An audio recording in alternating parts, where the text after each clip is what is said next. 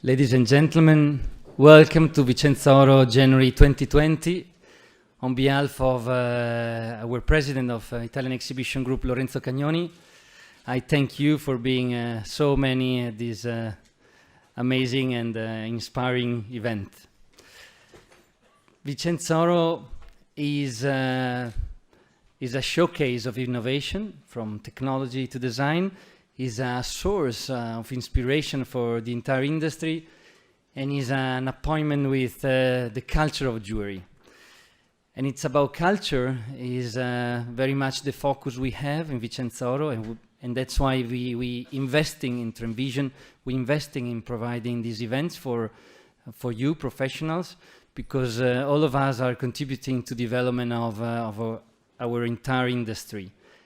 And is a little bit our contribution to make our world better.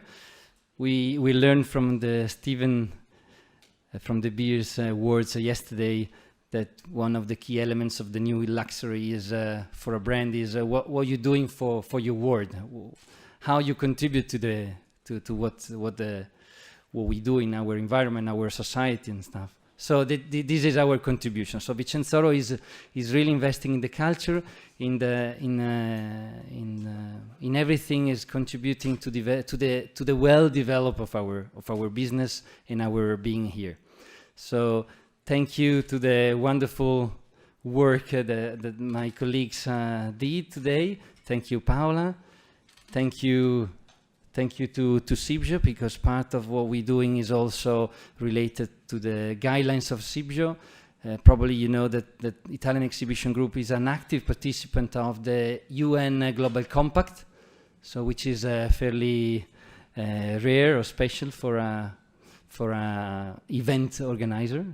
But we do act as a modern company. So thank you. We never had such an interesting panel for talking about future. Well, I leave now the stage on Mr. Cavalieri, who's contributing to the culture of the entire industry. And thank you so much. Enjoy Vicenza Oro, where jewelry begins. Thank you.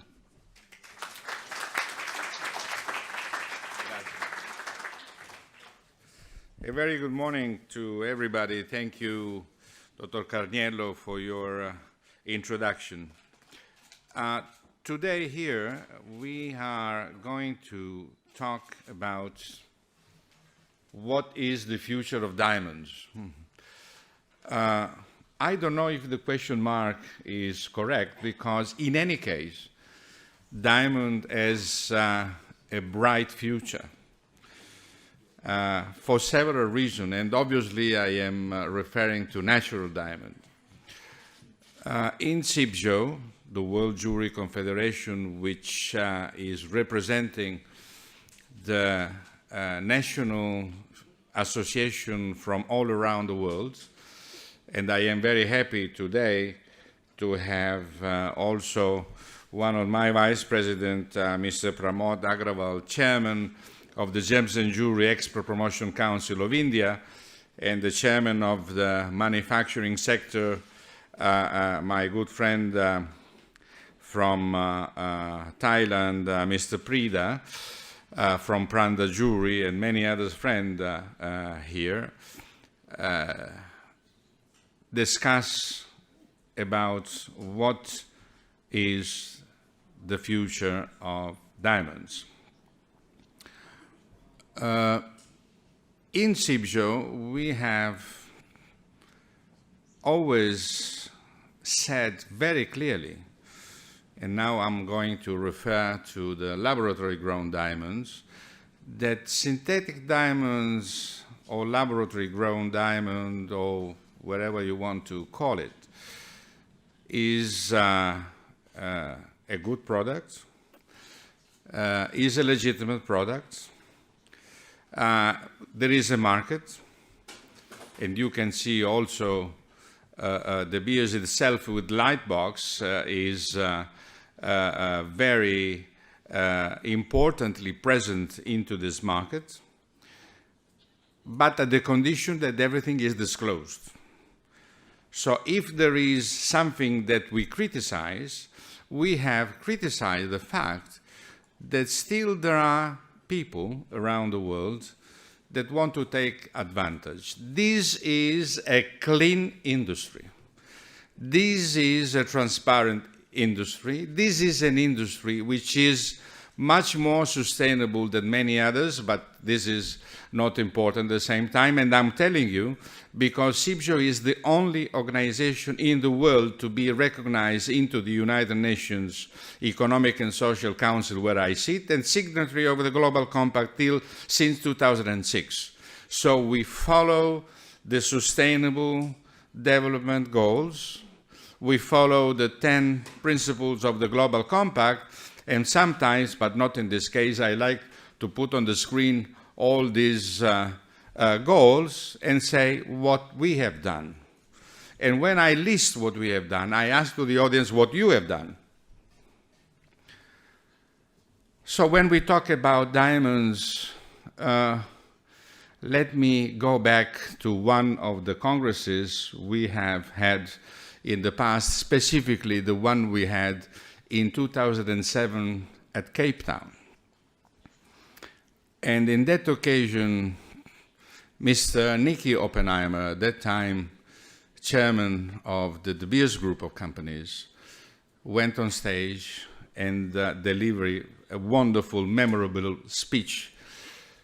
And then because that, we went to the conclusion with the statement that the diamond and jewelry industry is a peace asset, which was taken into directly from the Secretary General of the United Nations, brought into the General Assembly of the United Nations, and the General Assembly of the United Nations approved as a statement of the Secretary General himself as a peace asset. Why? Because the diamond industry has changed the life of many people in better. Quality of the jobs, quality of the human rights, quality of the women condition, quality of the children condition with schools, hospitals, all this kind of activity. And honestly, I have been a little bit critical when I read somewhere that, with all the due respect, synthetic diamond, even though is a legitimate product, but still, you know, they don't use the ground. So whatever is taken from the ground, there is no need because it's made in the factory. Fine. What about the human rights? What we do with the miners? What we do with their family? What we do with their children? What we do with education of these kind of people? What we do with their GDP? What we do with their lives? So we have to be very careful when we make a statement which sometimes is a more advertising spot and not something that we have to take care. In the UN, the first time I went in the UN, they told me, you cannot talk like this. So they educated me the way to talk at the UN. But this is what I do in the UN.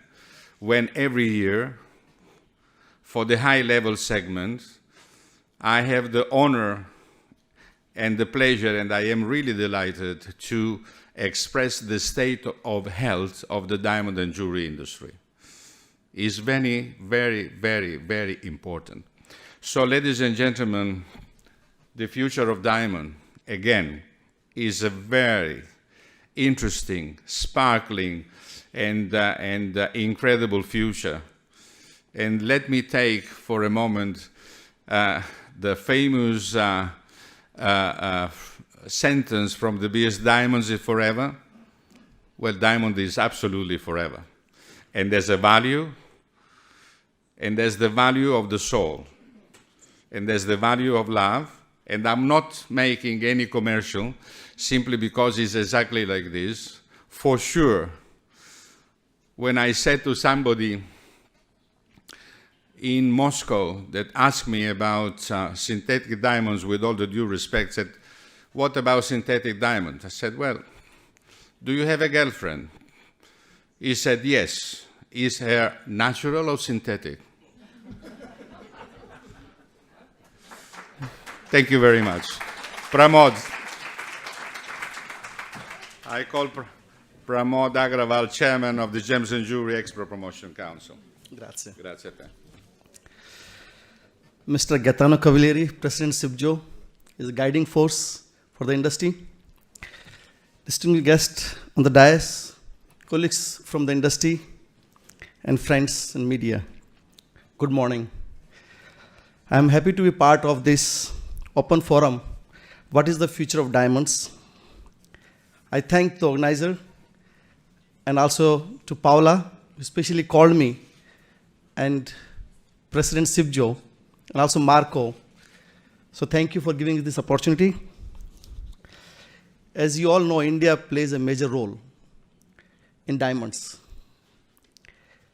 The manufacturing in Middle East and in India, a raw diamond to finish, we import entire raw diamond from the world market and manufacture in India. What you see in jewelry, out of 15 diamond, 14 diamond set, which is cut and polished, processed in India. When it comes to Italy, India and Italy has many things in common. The name of both countries starts with I. It spells with 5 alphabets there. A lot of things is very similar, and the flags also similar colors.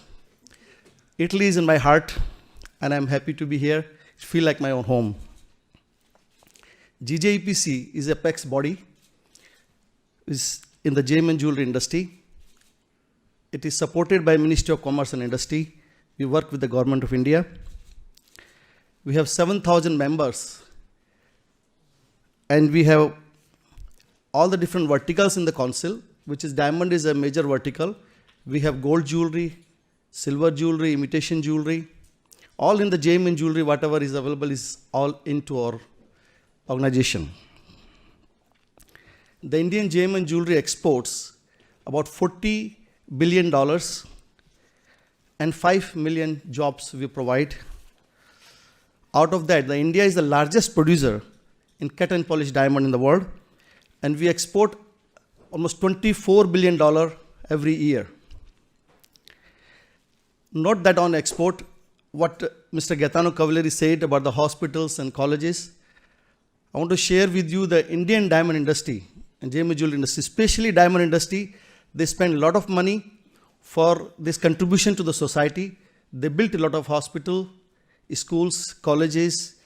Even if any natural calamity came, they came forward to support to the human being. It's a great, and I'm very proud of this industry. We have Bharat Diamond Booths, as you all know, in India, where is organized offices, about more than 2,500 offices there, and one more coming in Surat. GJEPC working with the different organizations together, with WDC and CIBJO and many other organizations, how to bring forward, and I'm thank you the Cavalieri to have always supporting to our industry in India. India has been a founder member for KP certification system, and India was the KP chair for this year 2019 also. During this, we have KP authority, JJEPC's KP authority for India. One of the challenges for the diamond sector in competition from other luxury products and the falling market share. To address this situation, GJEPC has joined hand with GPA, Diamond Producer Association. We are contributing USD 2 million annually towards DPA-led promotion, diamond jewelry into USA, China, and India. It's a very important role which DPA is playing now in this for natural diamonds for the promotions. We have done the promotion 2016 with DPA. Real is real, and real is a diamond. And it is a US and roll out to India and China. This emphasizes the necessary emotional value of the natural diamond as a product of a nature, which is a unique and not replaceable. we had a meeting with the DBS and Alrojas for putting in more money to create more demand in the market so we can grow our market size in a bigger. As the lab-grown diamonds sector is gaining acceptance and visibility, it is important that trade organizations and government authorities worldwide to ensure that two natural and lab-grown diamonds are kept in separate channels to ensure the continued consumer confidence. It is a very, very important. An Indian government which came with a separate HS code with a raw material and a finished diamond, which is helping lot, and the government of India is come time to time with lot of different circulars, and you'll be glad to know the India is the lowest GST rate, the VAT. GST rate is 0.25 only %. And raw diamond is zero duty for importing. The Gem and Jewelry Council, which we framed a natural diamond monitoring committee, which we came first to distinguish with the diamond and the lab-grown diamond to separate so we can protect our consumers and protect the diamonds and to grow the next level or businesses. The diamond industry need to do more initiatives for growing consumer demand. For nearly a decade, consumer demand has been flat grown, has been for behind other luxury goods. GJEPC recognized Vicenza Oro show, and we are the international partner. We have done in Dubai together, supporting, and I would say that we collaborate together, the VOD Dubai very much, and I'm looking forward how we can grow together more. We have a lot of opportunity to grow together. The GJEPC has partnered with Trend Vision and Paola De Luca, and will continue the collaborate with her. As I conclude, I'm happy to share that India is coming up with a new show in Jaipur, India Gem and Jewelry Show. It is 1st April to 3rd April in 2020. Especially international buyers are invited, and would like you to all come in the show and see the Indian jewelry and the products what we are manufacturing. Thank you very much.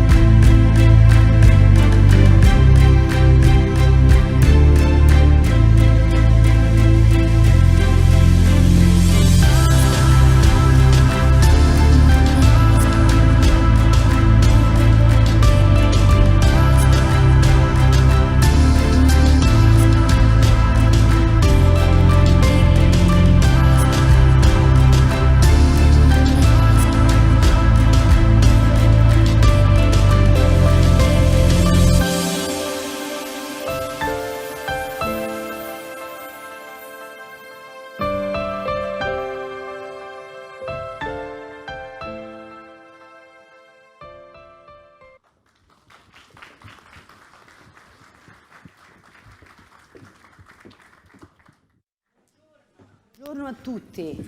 I am so thrilled, honored, and excited to be here today. the first time that we're doing something like that. We are, as Trend Vision, devoted to really create a culture for this market. Very often people is asking, what is trend forecasting? Trend forecasting is research, is data, analyzing data to come up with strategies that we can execute for our businesses. So the first step of this process is the creative process. So today, I'd like to start and consider this as a think tank to really have, is like answering, what is the future of diamonds? I don't think today we're going to have an answer, but we like the idea of beginning a conversation with the market, with the industry. But really, the most important thing is to bring consumer culture to the trade. We've been talking, and very often, of course, this is not the first time that we're going to be talking, or we heard about diamonds, and we are sitting with some of the most, incredible players in the business. I would say that this is an extraordinary panel of speakers. But I think that very, very rarely we are really hearing what consumer wants. What consumer wants today. The consumer value have changed, society has changed, digital era brought completely new set of values, some of them that we just mentioned in our very short video. But how is the industry really embracing this new perspective? We used the word very often yesterday, like we heard, like thinking out of the box. And thinking out of the box is really what we want to take in this panel. So we don't want to just talk about, natural versus synthetic, or, real versus not. It's about, what do consumers want? What do they really like? What do they wear? How they view diamonds today? And yes, the future of diamonds is bright. But how can we wear diamonds on a daily basis? How we can exchange our vow of love as friends, as a couple, as a gay couple, as a straight couple? Can men wear diamonds? Yes, they do, and they wear it beautifully. So I'd like to pass the word to my very good friend, David Broth, founder of Jewelry Outlook, partner in crime, 30 years at Reuters. Please, David. Begin. The party begins. Okay.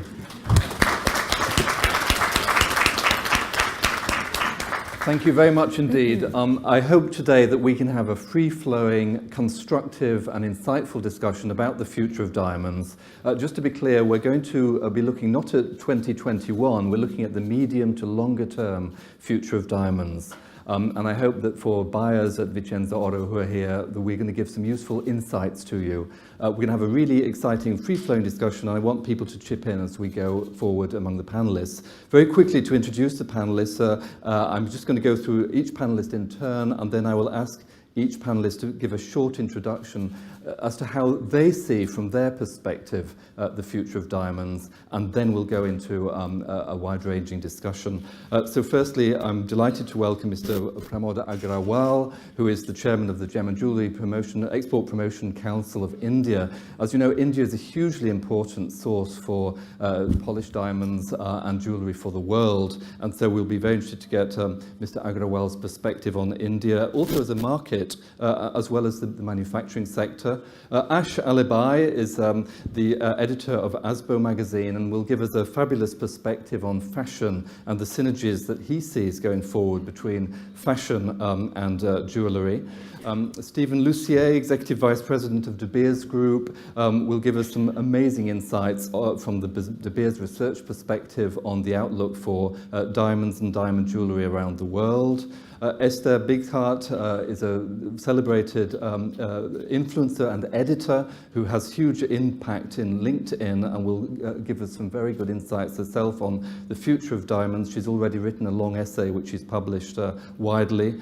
Thierry Silbert is in charge of Maidstones, Europe's biggest supplier of laboratory-grown diamonds, and comes from a long-standing background in the diamond industry, Antwerp-based, and will be giving us a very constructive and insightful view on how he sees laboratory-grown diamond jewellery progressing in the world as we go forward. And Thomas Donachik is a very well-regarded jewellery designer based in London, whom I saw recently at Goldsmiths Fair, and has a fabulous reputation for innovative design. So I would like to ask each of you in turn, just going down the line, to give a very short introduction as to how you see the future of diamonds from your own perspective, each perspective being very different. So Mr. Agrawal. Well, diamond is a very important, and diamond is the romance, love, and there's a lot of social, like marriages, and also diamond has a big future. And I believe that in the coming time, the diamond will grow.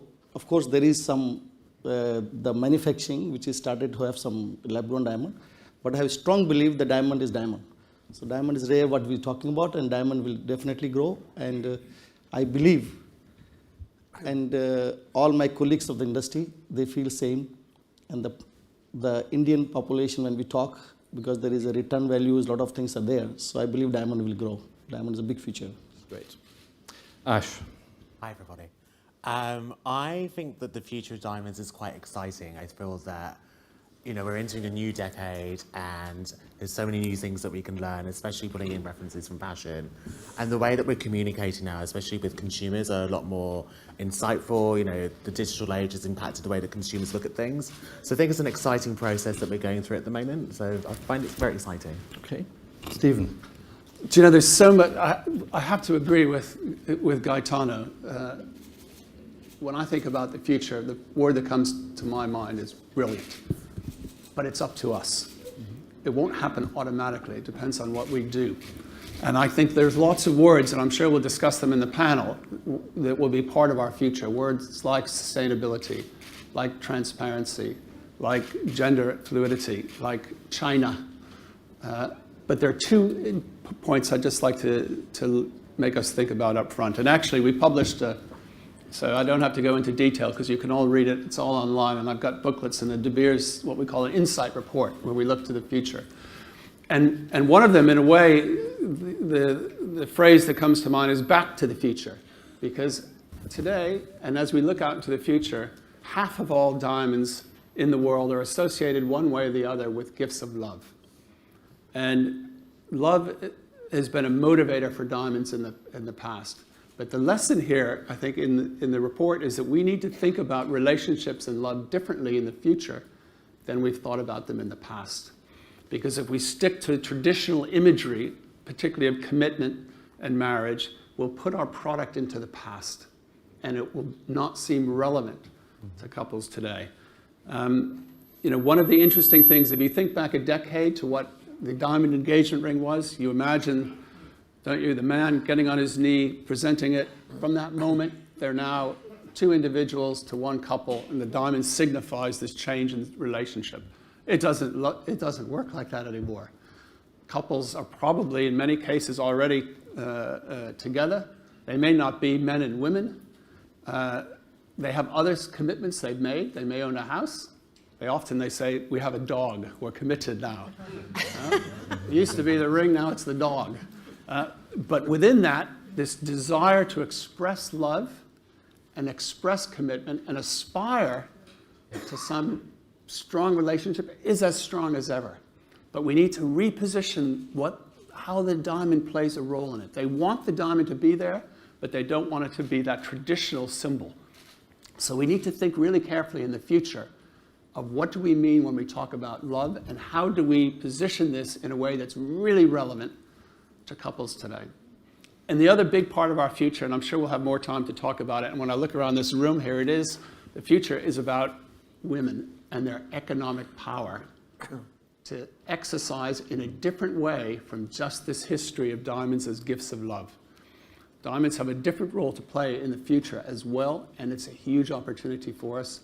And it's about tapping this market where women want to buy symbols of their own achievement and their own lives in the way that we have historically used diamonds for gifting. And diamonds are fantastic for this purpose, but we need to create it. Yeah. We need to untap it. Thank you very much. Esther.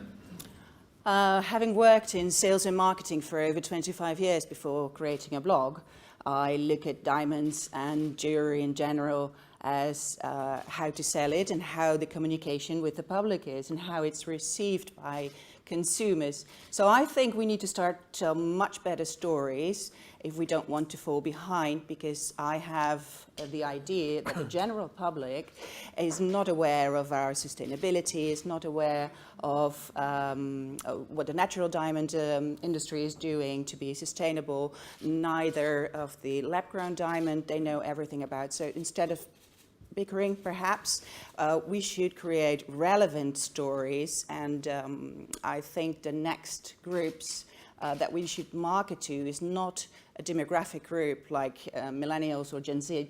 They are the game changers, but we need to think post-demographic, so we need to think in tribes and relate to them, tell them their stories that are relevant for them, not sending but listening, and then communicate and engage with them, and we owe that to them if we want to have a bright future.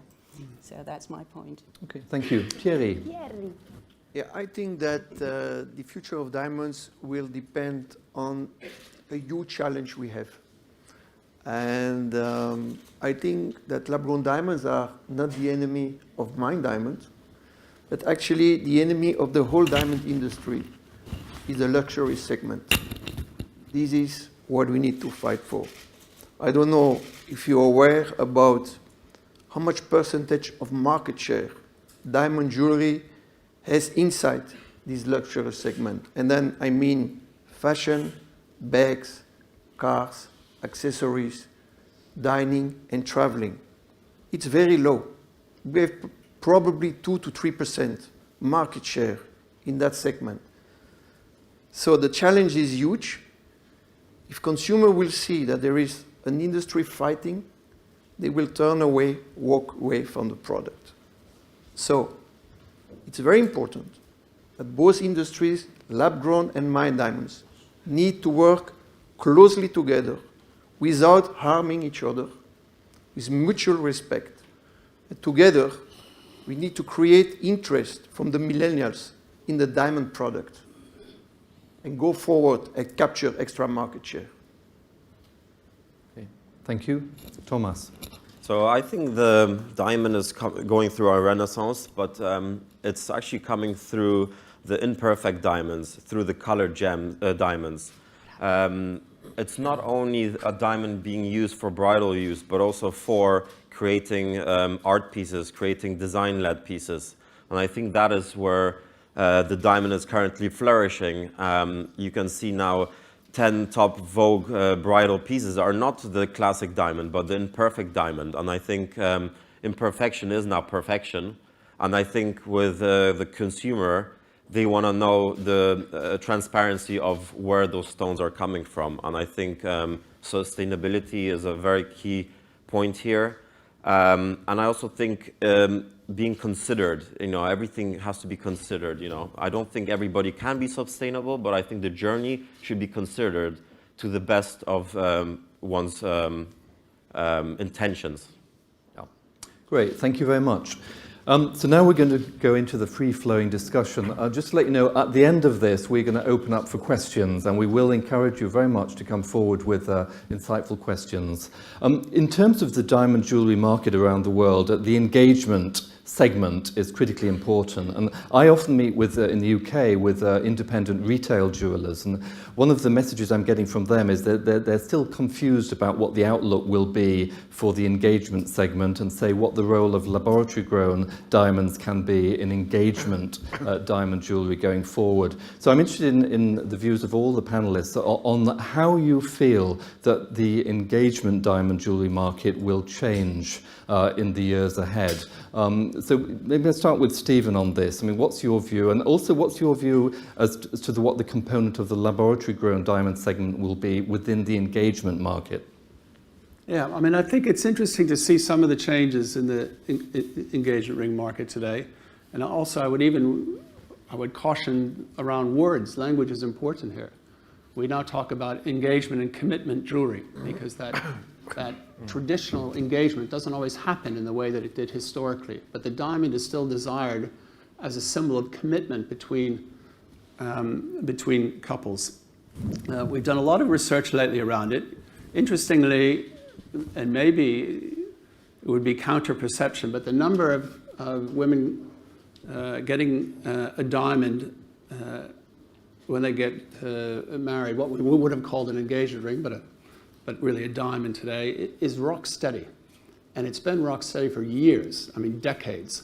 So this idea that somehow young women aren't interested, it isn't true. What we are seeing though is that there's a real desire to find things which are more unique. And you know, it's interesting, over a relatively short period of time, the average carat weight of what we call an engagement ring has increased from about a carat in America to 1.7 carats, but in total weight. What does that mean? It means that there's a desire for more design-orientated pieces. What does that mean? It means that these women are searching for things which are more unique to them. And that concept of having something individual and unique, I think, is more than just a trend in engagement rings. I think it's one of the mega trends in our sector. Actually bodes quite well for Italy, where the ability to make things unique is really at the center. We also have to open our minds to what it means. You know, we think of the man going off and buying it and surprising her. Well, actually, the number of women who buy their own engagement ring has increased from 7% to 14% in just a couple of years. Okay. They fund the whole thing themselves, and fascinatingly, they spend twice as much. So it's quite a useful thing. When it comes to LGDs, I mean, I think we're in a phase now where we're in that phase where people aren't clear what things are. The De Beers view is that over time, the LGD sector will not really be at play in this part of the market, and that there's an opportunity which the De Beers Lightbox initiative is looking at, where in the fashion sub-$1,000 market, actually it's quite an attractive product, and we'll see how we go there, because we can do things in colors and other things that we could never do with natural. But the challenge, I think, in the long run, in the engagement, where I think natural, to be honest, whether it's a natural diamond or a natural emerald or a ruby or a natural gem, why those will remain the choice in the engagement ring market is when you buy an engagement ring, you buy it with the idea that this is going to be precious for you, and it's going to be precious for the next 30 years. And you're going to wear it every day for the rest of your life.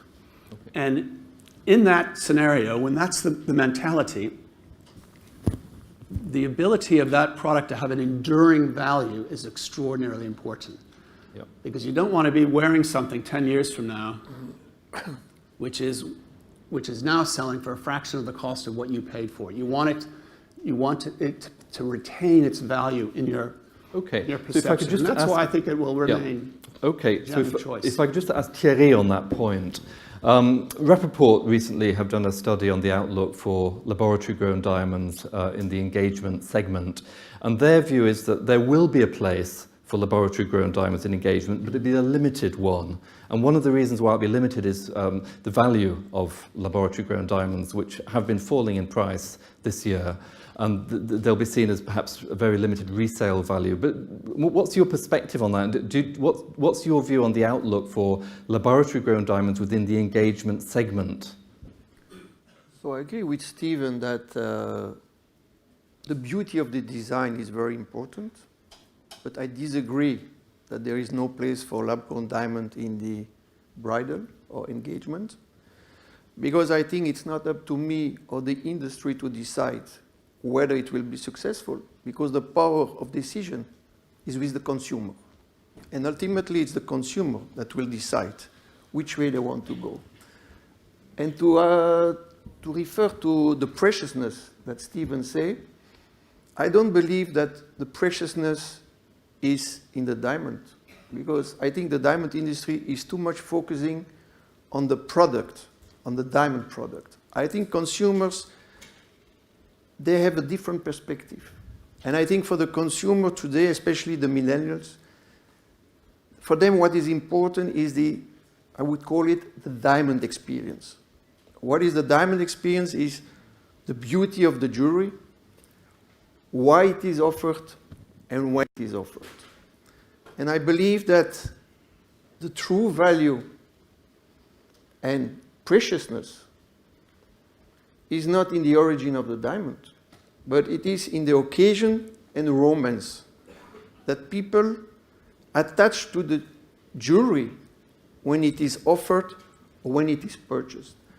I don't think that people will look back to the jewelry and think, is it a mined diamond, is it a lab-grown diamond? They even don't care about it, I think, on the long run, and they even don't know the quality of the diamond. For them, they will always remember what was the occasion, what was the place, the moment. Yeah. This is the whole experience. Thank you. So, Thomas, I've got to ask you for your response to that. Yeah, I mean, I you're think in the we- front line as a designer. You're receiving bespoke orders from couples. I mean, what's your perspective on that? I mean, do you see laboratory-grown diamonds in engagement rings, and how will it work going forward? I think there is some truth to what Stephen said and Thierry said. The key words here were special, individual, the experience, and I think design. And I think my clients come to us so I guess let's start from the beginning. What makes something special and what makes something individual and unique? It's the engagement, it's the allowing the client to work with you and create this unique piece. And I think that is the memory they will walk away, whether it was a lab-grown diamond or a real diamond. Do lab-grown diamonds have any value added over natural diamonds in the engagement market, in your view? You know what? The value is in the design. I don't think the value is.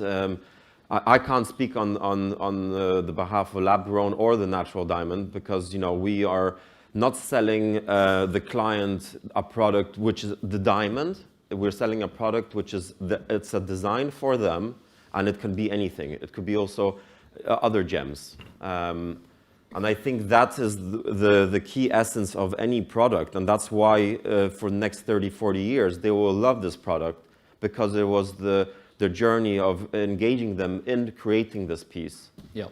And I think I totally agree with what Stephen said. It's the total carat nowadays. It's not the individual stone. It's the incorporation of other stones. Other different shapes of diamonds. Different. A cluster of different kind of designs and of the stone. And I think that's what makes them unique and individual. Yeah. Yeah, now I'm going to jump in. I'm the disruptor here, and that's why it's getting fiery, the conversation, and I feel the sparkle on. So, of course, I agree each point of Stephen and Thierry, and of course, I have to agree with Thomas because I'm coming from that world.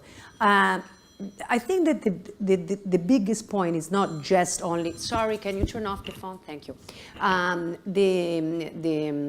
The stone itself, but it's. For like decades, the manufacturers all around the world that produce jewelry products with not soul, with nothing. And so they have completely inflationated the market, and having some time, just a diamond piece is not necessarily special. So what's special is the stone, but mostly also the design and the occasion and the experience and the whole environment. So today, here we are talking about natural, and we are talking about explaining how lab-grown have their own positioning and how they evolve. We cannot fight, lab-grown. They are here to exist and to stay. Now, of course, I agree with Stephen that the symbolism of diamonds has changed. And now it's up to the big players to really come in and reposition. And the reason why we are having this kind of conversation with diverse speakers, in fact, the next one is Ash, it's really saying, okay, let's talk about natural or lab-grown, whatever. But where is the product? I mean, I don't see investments in the design or having knowledgeable and experienced designers. So let's not only invest on communicating diamonds, but let's invest and endorse design and the experience of design with this, because otherwise, you know, it's going just to be components, and that's what it is. And it's like, it's a commodity. Diamonds have become a commodity, and it's not exciting anymore when you speak at that level. You know, when you have a special piece, like we were talking about baguettes, you know, now they're hot because of modernism. I want to hear more conversation about culture and diamonds. You know, that's interesting, you know, which goes with the symbolism, Stephen, of really, because at the end of the day, we are expressing ourselves with visual codes, you know. Diamond is a code, you know, is an emotional code, but it's also a visual code. People today buy what they like and how it looks, and sometimes they might not care if they're natural. I'm sorry, it might be politically incorrect, but maybe they like it, they say it's diamonds. And sometimes they want to say, that's a special ring that I've received and is a natural diamond. And yes, so now we're getting high. So what you're saying is it's either design or it's no not. design. Esatto. Exactly. Yes, Ash. I was going to say, I mean, it's going slightly off scale, but yeah. I think the other thing which we need to look at, and I'm sure it will come across in throughout the discussion, is the whole process of storytelling. When you're going into a shop or when you're going to buy something, you know, or if you're seeing an advert, you want to be sold a story, you want to be sold an idea, and I think that's where we need to be looking at as well. Yeah. It's not. I think the representations of, you know, a man proposing to a woman is completely changed. Yeah. Obviously, I'm flying the LGBTQ flag here today. You know, the same-sex couples now, you know, why are we not seeing any images of that? And I think that the whole way that we are communicating needs to change as well. The selling of the story, it's about selling a story, I feel, which needs to come through. So, Ash, how do you see the market for LGBT diamond jewellery evolving over the next decade or so? I think it's going to definitely evolve, for sure. In what ways? What kind of... I think we've started to see certain campaigns now targeting LGBT. Can you Sorry. stop, because we cannot hear you. Is that better? Can you hear me? Yeah, thank you. Yeah, I definitely think that, you know, the way that brands now are reaching out and communicating to LGBTQ plus communities. I mean, if you look at Valentino recently, they did a whole campaign using trans models. They've used, so again, I want to buy something that I can see myself as represented. And I think it's all about the story about representation, about having models or having people from your community. Yeah. You know, you want to see that. So if I see somebody from my community, I'm like, oh, okay, well, their alliances with how I feel and how I live. So They're therefore, talking to me. Yes, Sorry. that's great. So in terms of marketing, I mean, are you seeing that there will be a boost in category marketing of, let's say, promise rings or commitment rings? I mean, interesting because we've both done research, but we've been actively promoting those market segments in America today.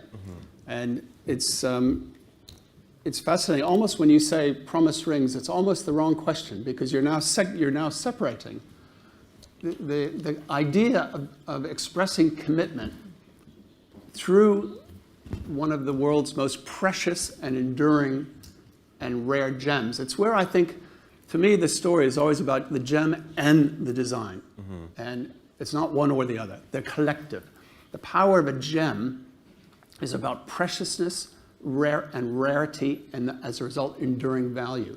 But when it symbolizes love, it doesn't matter who's loved, and there's no need to segment that into saying this is for one type of couple, this is for another. It's a universal concept. Yeah, I agree. And there may be, you know, we've seen interestingly in the men's market, we've seen twin rings, because there's this desire, even to the same rough stone, you cut it into two, you have two polished stones, and it's a sort of link. But to me, it's about the idea. The designers can translate it, but the idea is universal. Yep. If you want to symbolize commitment, and it comes back to the point I made yesterday about luxury moving from exclusivity to inclusivity. You know, 20 years ago, luxury brands may have worried about their user profile. No, we don't care. If you love us, we love you. And so it's that concept of it's for everyone. Thomas, you wanted to chip in there? No, it's okay now. Yeah. Okay, Esther? Answered. Well, as I told before, I think about marketing a lot, and I see we still think in a push marketing, and we still think that diamonds are rare, with all due respect for the diamond. But if you look at the consumer of today and tomorrow, and especially the younger generation, they want to make up their own mind, and they have a very strong, mark my words, bullshit radar for pushing marketing. They want to make their own language and their own values, and they don't want to be dictated what our values or what we push as a value to them. So we should listen a lot more to them. Also, maybe not in the engagement range, but I think there is a huge opportunity for jewelry that is not female orientated, nor male orientated, but is unisex. There's a lot of people who would like to have designs that are for both sexes. Right. Interesting, my 22-year-old son asked me for this Christmas. I said no, because it's too expensive. But he said, Dad, can I have a tennis bracelet? Really? Okay. And in my mind, that was, geez, a tennis bracelet. What? Thomas, That's a really for feminine you. product. You have to do his Wanted bracelet. one. Then his son tennis Send them bracelet. over to me. I'll give you the He's wearing already diamonds on his Yeah, wrist. exactly what he Yes. wants. He's doing it already. It's happening. It's happening. Just brief comments on, the, if you like, the men's diamond jewellery segment. What's the outlook for it going forward? I think it's about to go through a radical transformation. And I think it's this, and this is where, when we think about the future of the diamond business, we need to break out of our molds. Probably me, as much as anybody, because you can get locked in this traditional vision of what the diamond jewelry is about. And the two markets, one is, as I said earlier, around women buying diamonds for themselves. We need to think completely differently right through the whole But do you process. see growth in men- men's diamond jewellery? Yeah, and I think what we're seeing is that the changing view around the role for jewelry as decorative for men. Historically, we had our watch, and maybe if we were really daring, we put a cufflink in. But that vision of that conservative is rejected by. So Ash, what's your perspective on the outlook for men's jewellery? I mean, is it largely celebrity-led? I mean, Lewis Hamilton, the Formula One racing driver, wears diamond earrings, for example. I mean, what's your view in terms of, say, the linkages also between men's fashion and men's diamond jewellery? What's the outlook? I definitely think it's celebrity-led, but I think that consumers are changing. Years ago when I first started out in this industry, everyone was, not, you wouldn't even have a discussion about a man wearing jewelry. Obviously today, hello, I'm wearing a necklace, I've got like a statement ring on. So I think that we're changing, and I think it's all to do with individualism as well. I feel that, if a guy wants to wear a tennis bracelet, then he will wear a tennis bracelet. And it's just changing the offering and showcasing that it's okay to buy. Cristiano Ronaldo wears all kinds of jewellery, doesn't he? Exactly. Thomas? Yeah, so I think one thing we have to kind of say straight out, that there's the bridal sector and then there's everyday diamond. Yeah. And this is everyday diamond. This is what your son wants. It's everyday diamond. And I think that market is maybe been slightly forgotten by the diamond industries, because this is what people want nowadays. They don't want to put a diamond on just for the occasion. They want to wear it every day. And that's why maybe it's much more design-led. It's about the layering of the diamond. It's different colors of the diamonds. It's different shapes of diamonds. And I think that is the bigger picture. I think, I don't know the numbers here, but I think most probably bridal is still leading in its sales. But I think this kind of alternative everyday diamond, which is not maybe even seen as a diamond, is what's hot at the moment. Thierry, what are your thoughts on the future of lab-grown diamonds for men's jewellery? I fully agree what Thomas just said, and I think that lab-grown diamonds is perfectly fitting in what he just said. I think we offer the consumer very affordable product, and this is actually what they're looking for. They can buy more pieces and save on the money. So I think this is perfect. Okay, so I'd like to, if I may, move on now to the issue of sustainability. across the whole diamond jewellery spectrum. And I'd like to ask all of the panellists in turn how they see sustainability moving forward in terms of its impact on sales of diamond jewellery around the world and how it needs to be expressed through pieces of diamond jewellery. Mr. Agrawal. Well, it is very important, and we've been working in the KP also. A lot of things has been discussed also in the governments, and it's a very, very important for us to be sustainable. Has the shift moved away from the Kimberley process into sustainability, do you think, in terms of the, the focus? It's really moving very nicely, and our consensus are coming really good, and it is our duty to be, focus on those things, and it is very, very important for today's world, and we believe that this is going to go very good into the business also. Okay. Ash, what are your views? The linkages between fashion and diamond jewellery within sustainability, how do you see those connections being made going forward? I think that consumers now, I mean, we're all living in like a conscious consumerism now, which is like a big phrase which has been thrown around. And I feel that, we are looking for transparency. A lot of fashion brands are being very transparent in terms of like their whole processes, how they're sourcing their materials. If you look at H&M, for example, they've promised that they're going to be looking at cutting certain processes. And I feel that's what's going to be happening across all sectors, actually. As consumers now, we want to know where our goods are coming from. Even if you're going to a supermarket and you're buying, some food, you want to look at the processes. And I feel that, you've got to be transparent. And I think that's the key thing, which is going forward in all industries. And I think that's going to carry forward in fashion and also in diamonds as well. Stephen, what are your thoughts? First, when I see the word sustainability, I'm never really sure what it means. It's a tricky word. It can mean a lot of things. I think when I think about, I touch quickly on three areas. One is I'm fascinated by this idea of peak consumerism. So are we going to get to, driven by issues of sustainability and using our world's resources in a way that's not wise. And when I think about fashion, really, I think about this idea of disposable buy, and junk. And I think, God, we're missing a trick in the gem business, because if there's one product that is, in that concept, the opposite of peak consumerism and the definition of sustainability, you buy one and it lasts forever. Yeah. Is a powerful idea. Do you think the market for recycled diamonds and recycled diamond jewellery is bound to grow? In other words, baby boomers selling their pieces to millennials, if you like, and the market just going round and round.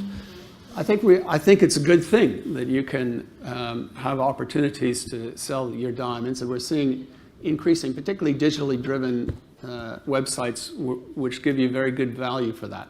It's important, I think, because it reinforces the inherent value of gemstones. But you don't see it pushing out mining? I mean, No. I mean, there's a few good reasons why. First, people don't really like to sell their gemstones. There are three reasons why people sell. Divorce, which actually is beginning to decrease in the Western world. Death, okay, can't do much about that one. And then there's distress, financial distress. So sometimes in periods of recession, you see more. Yeah. What you don't generally see is that those pieces of diamond jewelry, particularly, remembering most are bought for important moments in your life, people are hesitant about selling those. And so we do see more recycling of pieces which are more fashion orientated. They may be liked at the time. They're not so keen now. But it's not something which we see as disruptive. We see it as a positive, and a lot of people who use it to sell actually buy something else with the money. But you would expect the recycling market to grow somewhat in the years ahead, I think it will, but not at the cost of mining. It will grow in America because you have more people with more pieces dying, to be honest. Yep. In other markets like China, they're at a different stage in the development, and they absorb it. We'll see probably nothing very significant. But I think the key point is I don't see it as a negative. I see it as a positive. Remember, diamonds are quite addictive. Yeah. I mean, this is a thing that people sometimes forget. The most likely person to buy the next diamond is somebody who has 5. They're much more likely to buy another, and their repurchase cycle decreases substantially. So there's something about, I think, wearing First of all, men get addicted to giving it because when they give it, it really goes down well. So when you give something and people are happy, you think, oh, I'm going to do that again. Yeah. That works. And there must be something about wearing diamond jewelry that makes you want to have more Yeah. based on the reaction you get. So this, the more people who have it, the greater opportunity for demand. Very good. Esther, Sorry, sustainability. David, I want to jump in for a moment Yeah. because, Stephen said something that I think is relevant, and he said, I don't know what people mean when they say sustainable. I mean, sometimes, it is Stephen, Lucier. So my point is, what is the diamond industry in general, okay, doing to really communicate what we are saying, all the topics that we are discussing, to final consumer? And right now, the biggest platform, of course, is digital. I don't see any diamond promotion, any diamond topic.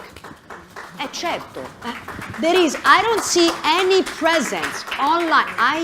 I am a digital, person. I'm constantly online, on Instagram, on Facebook, on LinkedIn, on TikTok, and everywhere. What is it? What is the diamond industry? So I have to then redirect back to Stephen. No, aspetta, Okay, but all let me, because it's an intent thing. First of all, it's not for Stephen only. I mean, it's not his responsibility to talk about this. I don't think it's the beer's role. Actually, you know what I think? When I hear in many talks around the globe, including at the beautiful conference at CIBJO in Bahrain, where everybody should why the beers is not doing. First of all, we have to thank the beers that is done it in the past. Of course, they help themselves and they help the industry. But let's take responsibility, and that's part of being sustainable, taking responsibility, each of us, from independent designers, which now are more active than the big wealth manufacturers, I have to say, and the independent and the independent designers are more active online, definitely because they are millennial, definitely because they are natives, definitely because they have the language. And the only millennials on stage, unfortunately, is Thomas, honestly. Everybody else, including me, I'm older, so I think we should have more millennials on stage. Maybe next time it's going to be millennials. What do they think about what we're talking? But I think that all the topics and stories, which are extremely relevant, from, creating a system in the mining area, helping the communities, the schools. You remember last night you said this beautiful story, Stephen, about what do I see? And because I see doctors. The consumer don't know that. No. They don't know that. So we keep talking to each other to look pretty, to look smart in the trade. But I'm online all the time, and I don't hear that. I don't hear, diamonds for gender fluid. I don't hear. I don't see it. There is no photography. The language, it's all old. So the reason why we're doing this is let's get together and let's help the industry to talk to these people, because I agree with Gaetano and everybody that the future of diamonds is bright, but we have to move. Because are you saying, Paola, there should be? Are you saying there should be a completely rethought generic global marketing campaign for diamonds? It could be a start. I think the DPA could be a start. It doesn't have to be. I'm sorry. I think DPA could be a start. It doesn't have to be the beers. They may decide or may not. Could be Alrosa, could be Rio Tinto, could be GJPC. Could be individual companies, but definitely the DPA, or at least could be the lab-grown people. They want to do their own advertising. They want to target generic. Let's do it, but let's not just tell a story to ourselves to sound smart. Because at the end of the day, people are online constantly. They're buying online, they're clicking, and they're buying collectible small diamonds that sometimes they are €300 or $300, and that's what people is buying. But they're buying 10 pieces. Okay. So they're buying styling, they're buying individuality, they're buying many things. I'm sorry, so that's my role, to be a disruptor. Let me ask the panelists then what they feel as to whether or not there should be some completely rethought, perhaps out of the box, global generic diamond jewellery marketing campaign. We need to be online. We are not online. But let's be clear, there is. The Actually, DPA. to be clear, But it's got the budget, $80 million a year. The It's a DPA limited is, budget. the DPA is spending, this year will spend $70 million, largely in digital. Now, the issue, and I accept looking around this room, that they're spending it in the US, China, and India. because those markets represent nearly 3/4 of demand. So in Europe, Are they fair hitting the point, right not- spots? Sorry? Are they hitting the right spots? well, we'll see, and we'll see how they go. They've only just started. Okay. The other issue here, though, is that, and this is where I think there's sometimes too much reliance put on this concept of a category. The digital world is not a category world. The digital world is a branded world. You know, there's a reason why LVMH just spent close to 15, I can't remember the number, $1 billion to buy Tiffany. And why they said Louis Vuitton, not LVMH, Louis Vuitton, they said this week, aims to be in the top 5 jewelry companies in the world. You know, and it's because they recognize it's about brands. And the reason this is so important in the digital world, and I see it with my own children, they don't follow categories. No. They follow brands. And the brands generate desire to purchase. You know, my 22-year-old came to me and said, "Oh, Dad, I want this jacket." He wants a lot. He wants a tennis bracelet. He said, "I want this jacket." I said, "What do you mean? You've got a jacket. You don't need a jacket." He didn't mean he needed a jacket, because he doesn't need a jacket. He follows this brand. This brand came out with a new jacket. He wanted that brand jacket. So what is it about the brands that speak And so to the this buyer, is the the challenge consumer? of marketing. Because in the marketing world, these consumers are following brands. And so the concept is to build brands, and the brands don't have to be big. You can be a niche brand with a strong following in the digital world. So the brands need to communicate this powerful good that's done. Yeah. You wanted to say something? I just wanted to say something, just jumping what you were saying. It's about building smaller brands. If you look at, and the fashion industry is doing this so well. So they, especially with like the millennial audience and Gen Z, there's a brand called Places vs. Faces. I have the privilege of working with a lot of young people in ASBO, and they tell me all these random stuff about brands which I've never heard of, and the loyalty that they have. Like when it's down to the loyalty, the storytelling of the brand, and that's how I feel that the diamond industry can jump on and capture it. You know, the use of obviously communicating in their language. It's just kind of looking at that audience and targeting your marketing campaigns, your marketing initiatives to speak to that audience and use that language. Okay. Do you know what the fastest growing diamond brand in the world is in the last decade? No. De Beers started 10 years ago, Forever Mark, from zero. The core of that idea was beautiful, rare, and responsibly sourced. At the core of that brand offer.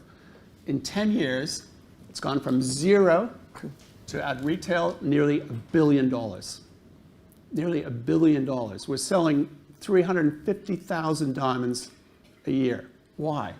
Because it's You're transparent. not even aware of it. Because it's tapped this concept of those young consumers wanting a diamond where they can be proud that it's been traced, Exactly. it's done the right things, it makes them feel positive. Every brand in this room needs to be focused on how they can tell that positive story. That's how we'll change the attitudes of these young people. And I totally agree. I think Forever Mark is, I had clients coming for a diamond where they can I can tell them exactly where it came from which mine. And I think that transparency is the key to the success of the new generation. And I think that's where fashion is doing very well. Stella McCartney and everyone is spending more time on marketing the processes than their goods, because they know that the client will buy it because they know exactly how it happened. And I think our industry is a little bit secretive about it. Yeah. I agree. Can I say something Yeah, about it? and then I want to say something about brands to Yeah, Stephen. yeah. We don't have to invent a new wheel or anything. We have the fashion industry walking in front of us, and we have the beauty industry that's grown massively over the past years, doing an amazing job, and niche brands coming out of that who make especially their products in America, for example, and promote it like that and base their fan base on that. So we don't reinvent it. But I agree with Paula, who says we're auto-congratulating ourselves about our beautiful industry. If you go into the real world and out of our professional bubble, there is a lot of misconceptions still about diamonds. True. Yeah. And I am not surrounded by people of my industry in my daily normal life. And people still ask me things about blood diamonds. We think we've done an amazing job at communicating. No, we haven't solved it. haven't. Lab grown, they have no idea what that is, really. There isn't a great communication there out I don't there. think even in the trade that some people know how they're made, honestly. No. That when we grow the diamond, that people don't know. No. They don't know. No, they don't know. Yeah. So to say that we have done an amazing job at communication, we have not. Yeah, it's true. I'll tell you something that'll make you in the room maybe a bit more comfortable, because I agree with you completely. This concept of secrecy in the supply channel is past its sell-by date. De Beers has been investing literally tens of millions of dollars in a technology which we call Tracer. And it's now in sort of pilot, we're testing it in field pilots, and it works. And it has the ability to in effect take imagery of a rough diamond at the mine. And once we are able to lodge that rough diamond in using equipment which is broadly available across the whole industry, you'll be able to take a polished diamond using not anything particularly advanced, stuff you can easily buy, inexpensive, and that polished diamond that you'll put into that machine will be able to identify it back to the rough source of origin, and it will crack for good the issue of source. And I think it's an idea overdone. The technology is enabling what was otherwise very difficult to do. And how So, are you going to Thomas, communicate yeah, this to the industry? Or how are you going to communicate this to the public? Well, I think to the public, this is where my call to arms is that it's not how am I going to, it's how are we going to. Yeah. Yeah. Because I think we need to find a way where everybody who's engaging with consumers, and this is, to me, again, I'm afraid, through the voice of brands are more powerful. And I agree 100%. Small brands are even more powerful. Yes. Because their customers believe deeply in their integrity. Well, we've got the one-to-one. But I guess the word is here provenance, isn't it? It's being able to trace the stone all the way to the end. A friend of mine who graduated from the Royal College of Art, that's what she's building a whole company around, where they're putting digital data onto every product from the very beginning. So by scanning the product, they know where it has been traveled. Is that a blockchain solution, She's or- exposing the whole chain of where it's coming from. And she's obviously targeting at the moment the luxury houses, the leather suppliers and so on. But that data and that knowledge that you can give to your client will be more important for the end consumer than the product itself. Yeah. And I think that's what we're seeking to be able to do and make, I should probably say, make it available. It's not proprietary. Make it available to yeah. So there seems to to the be industry strong to use. consensus among this panel that traceability is going to be one of the key ways forward in terms of marketing diamond jewellery in the future. In terms of triggering increased demand for diamond jewellery, one area that Paola has identified through the trend books has been a celebration of imperfection in diamonds. Sort of gone is the idea that a diamond just has to be perfect in order to be saleable. Now people are rethinking issues around imperfection. For example, celebrating inclusions in diamonds, salt and pepper diamonds, blue fluorescence in diamonds. I'd be very interested in all of the panelists' views on how, in their view, imperfection of diamonds should be perceived going forward in this industry. Mr. Agrawal. Well, it is very important what I want to just discuss in the past, what Paola also said about promotion, what DPA and Yes, GJPC is okay. contributing Yeah. there, and sustainability, Yeah. which is very important. We have to really go forward and to talk to the public, because as the other panelist was here was saying about the different brands that are coming up, that it is a very, very important for our sector. And same, this is what you're talking about, this celebration of paper diamond, on the blue diamonds, all. So we really have to see all this, how to begin. It's very important to, plus the DPA is a very important guiding force which is working right now. Yeah. We are working with DPA, GJEPC contributing also funds with them to the, and I think we should go also the more enlarge in the markets, which is 3 generic markets. We have to go to the new markets also, which is untapped. And the GJEPC proactively working also, as you know, we're working with you for the trend, which were the designing and all. So it's a very good to have come up with the stories, which is very important, so we can grow the market and we can let the people know how things are moving. So not like, this is sustainability is very, very important, how the industry is working and all. So this is a good. So. Okay, thank you. Ash, what are your views on imperfection in diamonds going forward? I think it needs to be celebrated. I feel that, again, it goes back to what I've been saying before, it's about storytelling. And I do feel that if you look at, I'm going to go off subject a little bit, but it kind of makes sense where I'm going. So please stay with me. If you look at marketing campaigns now, so if you look at, say, in the beauty industry, myself and Esther were talking earlier about how they're celebrating imperfections. If you look at all the beauty campaigns like, regular women, all that sort of stuff. So I think imperfection is being celebrated, and I feel that imperfections in diamonds needs to be celebrated as well. It's not all about that perfect cut that has to be X amount of clarity, etc. I think this is also a direction for diamonds as well. Celebrating imperfection is not by chance we called it imperfection. So we played with the word because I'm perfect, but I'm also imperfect. And diamonds, of course, they should reflect this individuality.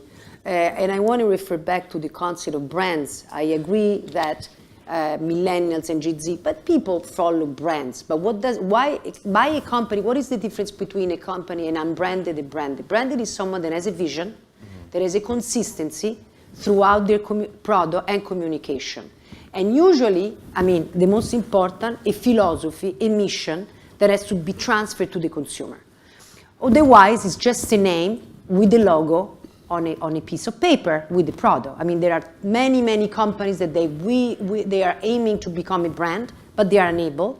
And sometimes nowadays, you don't need a lot of money because there are small companies, the indie companies that with very little money, but with a great idea, with a great mission, with a great vision and persistency, digitally, they launch incredible brands and they develop an incredible community/following online. So that's what is really needed. So it's needed a culture, it is needed a vision and a belief and emotion. So what you have done, the business done with Forever Mark was the consistency in transferring the concept of transparency. So people follow brands / really visions and emotion more than anything. It's the emotion is called zero, they would follow zero. Does it make sense? As long there is the emotion, meaning that a truthful story, a truthful and consistent mission and belief that is carried through the process of the creating and developing. Yes, Tom? And I think that's the key word you just said, that you want the truth. See, the truth. Nowadays, there's too much of this falseness, and I think that's the truth, and then let them decide themselves whether they want to buy into it. But at least if you're transparent and you communicate the honesty, or I like to use the word considered and not sustainable, because I can only know that much of what I do, so I can consider it. I can't vouch for it to be sustainable because I can't tell you all my chain supplies. But I can try at least to be considered and think of every route and do my own judgment. Because I think the banister of sustainable has become now like a brand slogan. I think it needs to be explained and be more. I liked what you said last night, Stephen, about the new status. The new status being green because you want a green plate, and maybe the new status could be like being different and unique and ensure my individuality. So I like this. I thought was a very cool statement. The fact that being today there are new values, and the new values are being green is a new status. Me, it's a new status. The way I am, the way I project my image is a status. And if I want to wear, buy a diamond that is black, like 15 years ago, black diamonds were considered rubbish and brown diamonds was rubbish. Until now, fluorescent diamonds are considered, they are lowered. Instead, there is a big percentage of the market with fluorescent diamonds. And maybe we should design with fluorescent diamonds as well, but make it like a design element versus a flaw. So in the past, if you had a nose that was a little off, it's like, well, now could be interesting. I mean, the models, they're picked, they're like, they have flaws and they become their beauty. So I think that's very interesting. You had to ask me what the biggest mistake was, and I had to probably put my hand up as De Beers, not entirely responsible, but certainly part of the 4 Cs, the certificate, the Rappaport list, and the internet. That is to our You can change it, we're here. and because it gets away from the idea. And this is the secret of gemstone. Every gemstone is different from every other one. There's a uniqueness to beauty. And we started doing this at De Beers Jewelers with great success. We've said that color is not a quality. Color is not a quality. Oh, the 4 Cs, isn't it a quality? Color is not a quality. Okay. And we said that color is a preference. That's great. And we actually now sell the full range of colors. I know that at Cartier they only sell, down to, I think H they say, but yes. You find some I's in there. But anyway, they say H. You sell them all. Yes. And it's up to you. And a really interesting thing about, and I think it helps this idea, it's about uniqueness. It's not about buying a piece of paper. You need to use your eyes. And it's really interesting. We've done a study where even when we talk about the 4 Cs, everybody's eyes are different. So the idea that what I see when I look at a diamond is the same as what you see is not true. It looks different to me than it does to somebody else. So you need to use your eyes. Yeah. And when you start this selling process, actually people fall in love with their gemstone. Yeah. And I've heard people say, oh, I've seen like 6, but this is the one that's saying to me. What does that mean, it's saying to me? So There's something in there Stephen, if we can get into that world, then we're back in the world of luxury. Stephen, what are your Out of this thoughts world of commodity. on the future marketing of imperfection in diamonds? How should it be done? I think it's about uniqueness. I think at the core of this idea is that one of the things about natural gemstones is that nature is not about perfection. I mean, if you look at D Flawless, they are a fraction of what what nature produced. So, they've all come. I don't even like flaws. It's a horrible word. So we need a better language first. Yeah. We used to say nature's fingerprints or Yeah. birthmarks. So we need a new language. That's a new story. But That's mainly big. it's about making people realize that actually what you're seeking to buy is what looks to you to be beautiful. Yeah, becoming soon. And the inclusions in a diamond are part of what make it unique and individual. And we need to get back to that idea. Thierry, any thoughts on this, imperfection in diamonds? I mean, in a way, if you create a diamond in a lab or a factory, I mean, it should be perfect, right? So where do you stand on imperfection? I think it's an individual choice that, I think is around marketing, actually. And it's an individual choice from the consumer, what they want. Like Thomas said rightly, today they want something different. So that might be for them different and better, but it's individual choice. But also, I spoke to Thierry before we met, and Thierry told me that to achieve a color in lab-grown diamonds, you can't actually sustain the same color throughout, so you have a mixed parcel. And I think that's maybe the lab-grown diamond's imperfection. Okay. And I think that's where they could use that to their advantage. Yeah. Can I say something briefly about, I saw the video when we started and I felt a very strong emotion, and I don't know how many of you felt that when you looked at the images instead of listening to the words. What did it bring to you? You saw a lot of imperfect people, Yep. And I got the chills. So this is the way we need to communicate.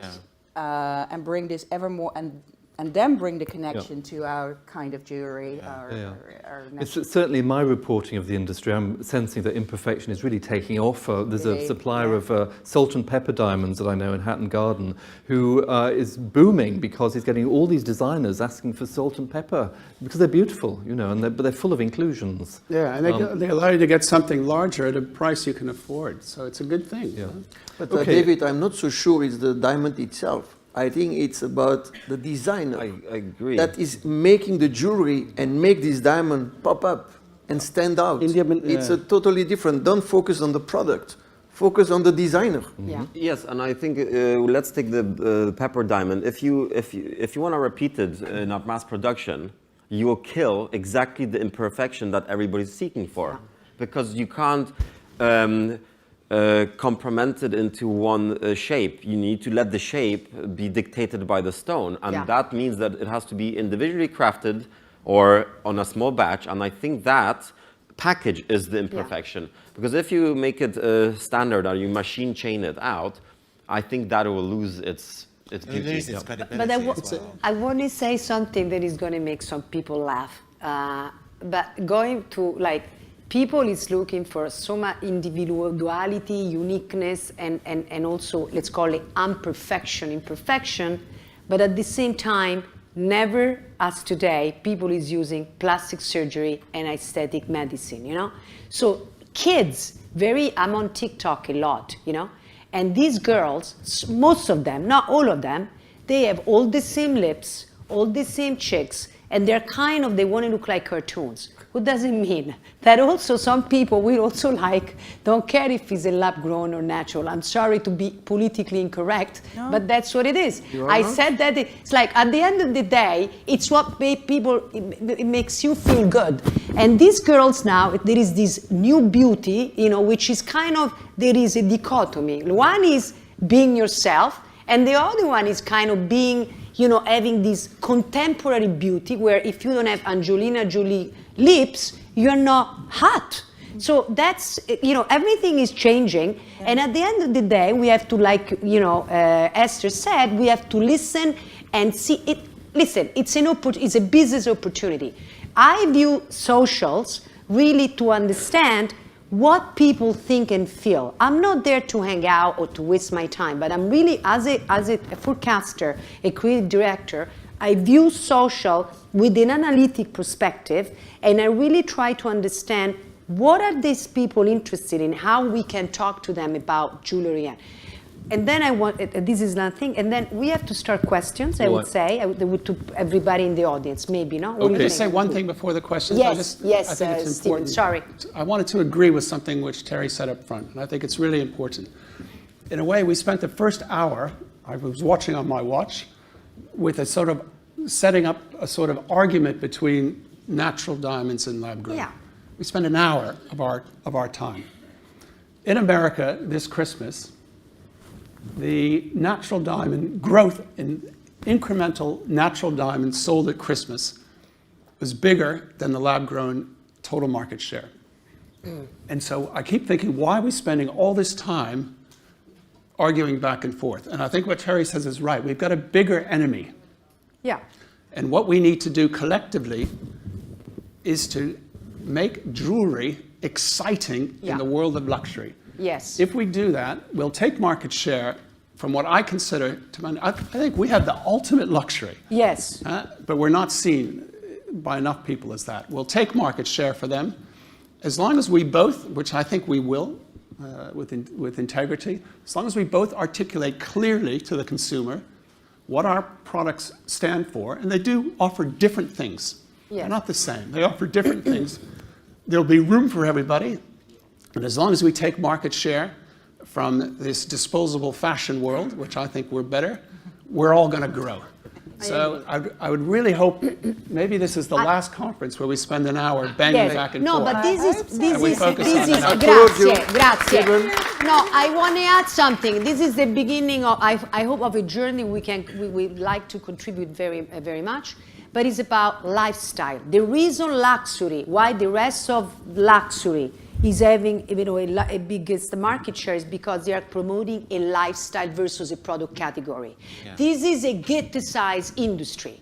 This is a place where we are only talking, the jewelers are talking with themselves, even the way we advertise is just always this pretty lady with this well-done hair and jewelry on. We need to change the way we are advertising, and we have to include the lifestyle. The reason why people spend 2,000 euro or 5,000 euro on a Gucci bag or any bag, because they like the idea of being part of that world. Yeah. You don't feel the same when you wear a pair of diamonds earring unless you are not dressed or you live a certain lifestyle. So if we partner with the luxury industry, with the fashion, meaning the lifestyle industry, which may include dining and hotel and cars and everything else, even the music industry, okay? Because you know that ICE, it's the word from the hip-hop world for diamonds. Yeah. And when the diamond industry is burning the Gucci shirt because of they went against Dapper Dan, Gucci had to ally with Dapper Dan, and they opened the showroom in Harlem. So what I'm saying is, let's partner with the big whales in fashion as jewelry industry. You guys are very powerful, and we can be much stronger with society, with the community. I'm sorry, I'm very passionate about that. I just wanted to very quick, Ash, because we need to ask some questions now. It's just to align with what Pal is saying, and I know Pal and I have had a lot of conversations about this. It's about collaborations, but making sure that the collaborations are authentic. Yes. Because consumers can now tell whether the collaborations are like, oh, this is BS. So just make sure the collaborations are authentic and partner up with, similar brands that have similar lineages with you. So, yeah. Ask a question there. Thank you very much. So let's open the floor to questions. Does anybody have any questions? Go there in the front. Come in the front. Oh. Barbara, go there. In front. Yes. At least we see a pretty lady. We have a microphone. So microphone? Microphone. Can we have a microphone, please? You have to be loud. You're sleeping. You're sleeping. Hello. Okay, you can. A microphone? Yeah, you can speak. Yes, speak. Yeah, this microphone coming, actually. It's coming. Oh, pronto. Thank you. Here. Keep coming. Nella prima fila. Grazie. Barbara, please identify yourself for the question. Okay, Barbara Palumbo. I'm a freelance jewelry and watch writer from the United States. Last year, I got myself into a little bit of trouble because I think it was either 2018 or 2019 that DPA released the Real is Rare campaign. And real is real. Real is rare. Think about that. Real is rare. It's all real is rare. And their, I guess, marketing department decided that, you know what, we're going to do this campaign. We're going to show women purchasing for themselves, okay? So they had 3 age groups of women. They had, obviously, a millennial woman making a purchase, middle age, which I am, I'm 47, so they were clearly showing a woman maybe 45 to 50 years old, then a senior woman. All 3 of these women were clearly models. All 3 of them extraordinarily thin, filmed in soft focus. The middle-aged woman, by far, and I'm sorry if I don't do Botox, I still have grays coming out of my head. That's cool if you do. That didn't look real to me. No. You guys are dependent upon DPA.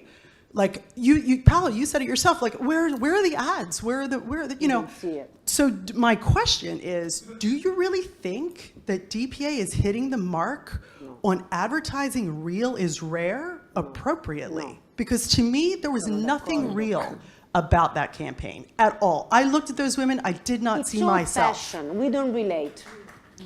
Thank you. Thanks very much.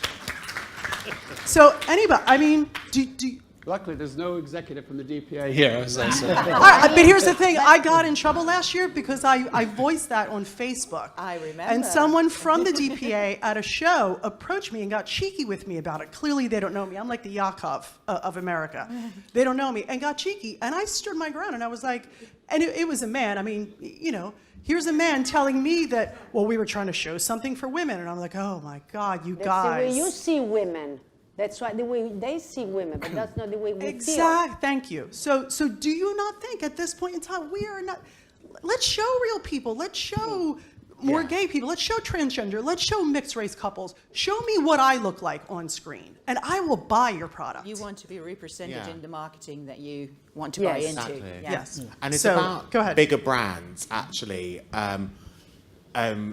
The film industry are doing it quite a lot. They're actually hiring people of different backgrounds to be that voice Yeah. within the boardroom. If you look at the big Gucci scandal which happened when they sold Yeah, the black exactly. doll, they now hired people from the African American community to be that voice. Yeah. And as long as you, as brands, hire people that represent the people that you want to talk to, Yeah. then you have a clear idea of marketing. You have a clear idea of storytelling. And I agree with you. Like, why would I want to buy something if I mean, I'm not going to lie, I've had a little bit of Botox, but that's a completely different story. And I'm only 21. But it's just you want it to be authentic. The messaging has got to be authentic. It's got to be real. And Yeah. that's what I'm hoping that, you know. When your tagline is "real is rare," I mean, it could not have been It's a further away. contradiction, yeah. It was an absolute contradiction. Yeah. But, It's good to, I mean, Thank you, Barbara, I shall pass that on. I shall pass that on for to the being executive. one of us. I think that it's interesting. I think that campaign was a failure. So Me too. Well, for more than just that reason. yeah, but It's interesting that the real is rare came from a different place, and I think the problem in part was using it in that context. Where the real is rare came from was research that said amongst young potential bridal consumers that they lived in a world where relationships had changed. They had lots of friends, but few deep relationships. And they were struggling to move from an era where, how do you move to that level of commitment? And the concept of real is rare came from the idea that at some point you realize that amongst these world of friends that you think you have, 400 Facebook friends, actually, it's not real. You're not engaging with them. And when a relationship and love becomes real, that's a time for commitment. So real is rare is actually an emotional concept misapplied to a self-purchase campaign, then executed poorly. Yeah. So I think it's history, but I think the key is learn the lesson, yeah. make it better next time. The opportunity there is real. There's Yeah. a big opportunity if we can effectively develop it and learn your lesson, make it better, try harder. Please don't let them. Further questions? Any Lady questions? there, Yeah, and then please gentleman raise your over there. question and go around very Please quickly with the identify yourself. microphone, please. Thank you. Please And then, identify yourself. David, we'll give like 10-15 minutes and then we'll wrap up the talk, okay? Hello, I'm Sophie Boons. I've recently started a PhD looking at new materials and innovative processes within the jewelry market. And I wanted to ask a question about innovation. Can we expect new innovations within diamonds, whether it's shapes, inclusions, colors? We've talked a lot about sort of what we already know about things. Diamonds have their inclusions and we're trying to remarket them. But what about innovating with these materials? I think lab-grown is innovation. I know, yes, but we are creating them with shapes of natural diamonds? No, absolutely not. But sometimes we can see No, them. no. So I want to see more about that. And where can we find information about these innovations? You come to Pavilion 3.1, booth India, 240. And I'll As the explain general you everything. consumer as well? New, yeah. new technology. India is doing a lot of innovation in the jewelry designing, with this paper diamond and all. If you see the old heritage time, also the Kundan Meena, another modern jewelry, a lot of things are going on with this, what you talk about, the innovations. A lot of innovations going on in Indian jewelry. Can we have some examples? Well, we have, I don't have here, we'll just share with you what kind of things we are making it, and a lot of it's being exported to US and other markets. Is AI going to impact diamond cutting? No, it's not jewelry manufacturing with this all the paper diamond. What is talking about? But I actually, if you have special requests, you can send your inquiry to TrendVision, kind of information, and we'll collect it for you and we'll be sharing. It's like something that We need also your contribution. Actually, I'd like to have an active audience rather than a passive audience, you know what I mean? Meaning that let's be all part of this industry, let's make it happen. People, they're here, they are very extraordinary speakers, but I think also in the audience we have extraordinary speakers. So if you have some request, idea, let's be part of it and let's contribute. And so you can contact us and we'll be happy to help you out, okay?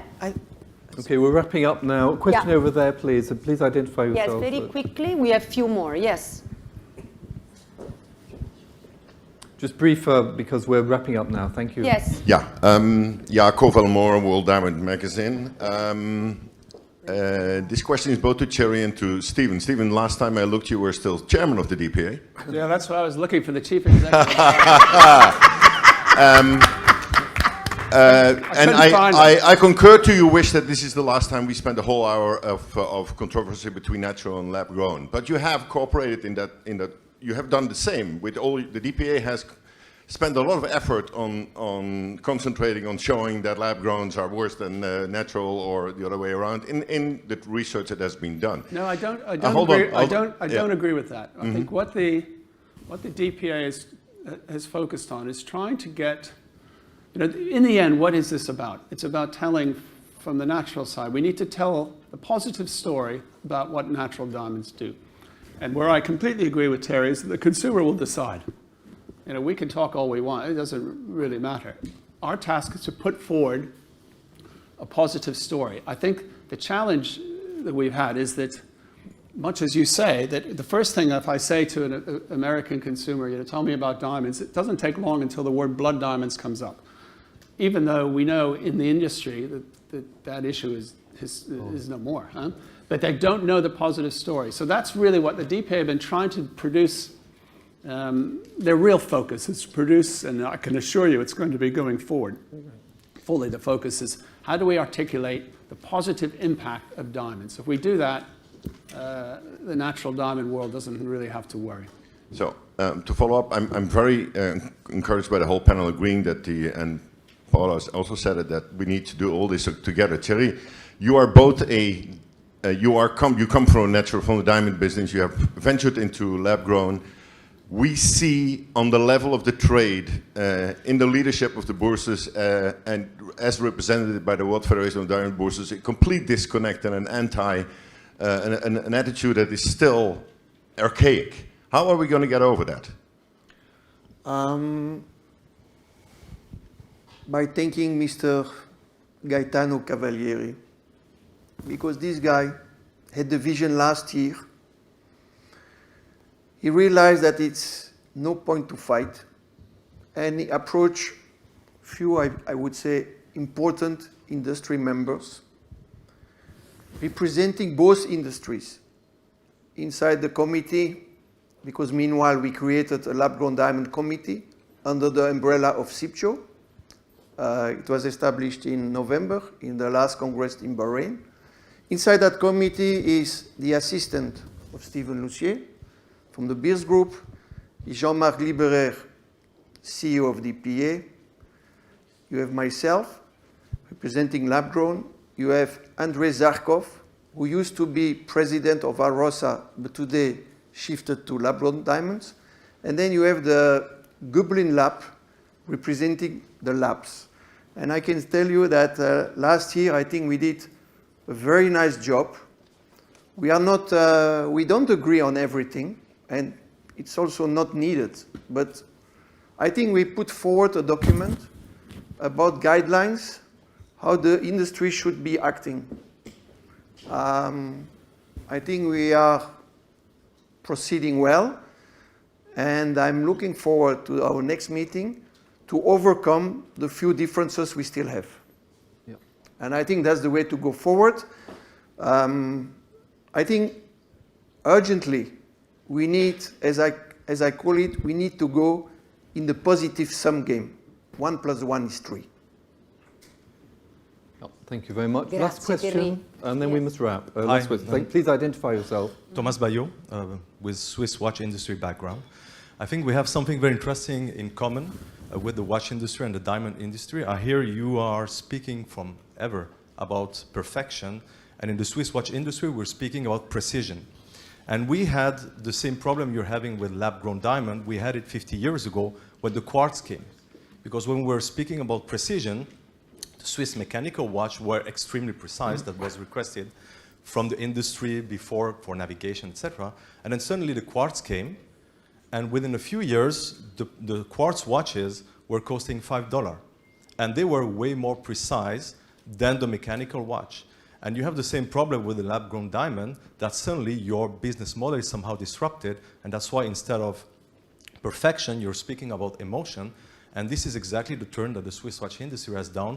From precision, we're speaking about emotion too. So maybe that's food for thought, because we went through this in the watch industry 50 years ago on how to incorporate these things. And just a very quick other points I've heard with a lot of interest, speaking about the brands and the background, the diamond, the origin of the background, and on the other side, about the end consumers. But what I saw when I came here is 1,500 pavilions, brands, or people that come here for the B2B. I think Vincenza Oro is a B2B. And so I feel there is always a little disconnect between the brands and then the end consumer that we have spoken a lot about. But then there is the trade.